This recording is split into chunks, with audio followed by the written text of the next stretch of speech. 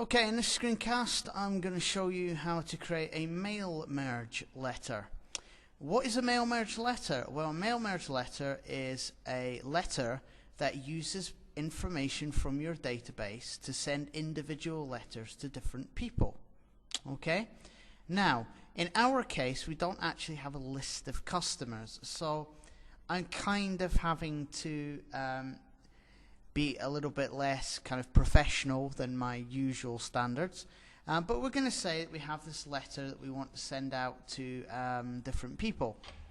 And this is just a general letter that we send out to anyone who inquires about a particular car. So thank you for inquiring about the blank, because we need to get from the database whatever car it is.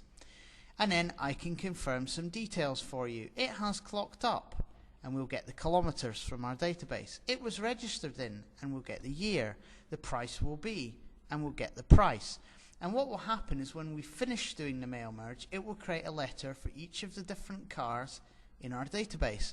And of course, if this was a real company, we could then get out, when somebody says, okay, I'd like to inquire about your Ferrari, please. You get out your pieces of paper and you shuffle your paper and you go, okay, here's the Ferrari letter that I wrote here. So here's the details about the Ferrari, here's the mileage, here's the registration, here's the price, and you give that letter to the customer, and they go away and think about giving you all their money. So that's the idea. And in the real world, this would have like a funky logo and the address of the business and all that kind of stuff. But in this particular case, it doesn't. And the reason it doesn't is because I'm doing an example and I basically need to save a little bit of time while I'm doing it. So, to start a mail merge, I go to Mailings, Start Mail Merge, and I press Letters because I want to create letters. Select Recipients, use an existing list. And the existing list that I want to use is my database. So I need to find my database. There it is. I will just check that it's the right one. Car database 11, yes it is. Aha, you see, I don't forget these things. And I press open. And it will ask me, what do I want to use in the letter? I want to use my main information table, not my query. So I press OK. Once I press OK, this particular box opens up. Write and insert fields. So what I'm going to do is insert the fields into the gaps that will help me make up the letter. So thank you for inquiring about the make and model of the car. So thank you for inquiring about the Ferrari F40 that we have on sale. In fact, I would actually go as far as putting in car ID number as well. So I can put the ID field in as well. There. I will confirm these details for you. It has clocked up. Kilometers on the clock, kilometers. There we go. A little bit of adjustment there. It was registered in. I haven't got a year in my database, have I? So I will have to just eliminate that and pretend that never happened, and instead go straight to price. Okay? Now, what will happen when I preview, and you'll notice that there's arrows here as well, so I can preview each letter, is these pieces of information, I'll just do that again, these fields that I've put in turn into the information in the database. There you go. Okay? Car ID number 1, thank you for inquiring about the Porsche Boxster we have on sale. I confirmed some details for you. It has clocked up 23,000 kilometers. The price will be 36,000.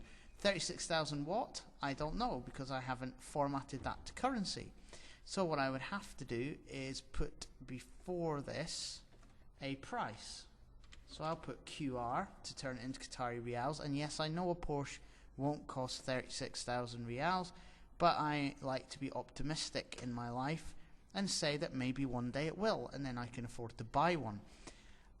Okay, So I'll preview the results again. There we go. Car ID number 1. Thank you for inquiring about the Porsche Boxster we have on sale. I can confirm some details. It's clocked up 23,000 kilometers. The price will be 36,000 reals. So you see what it's actually doing with the information here. When I'm happy, and I preview the other results, so there's my Toyota Prius, Ferrari F40, Renault Clio, Seat Leon, blah, blah, blah, blah, blah. When I'm happy that this looks the way I want it to look, I simply go to Finish and Merge and edit individual documents. And watch what happens. It will create a new Word document that will have a letter related to each car in my database. So I'll end up with 15 pages, okay?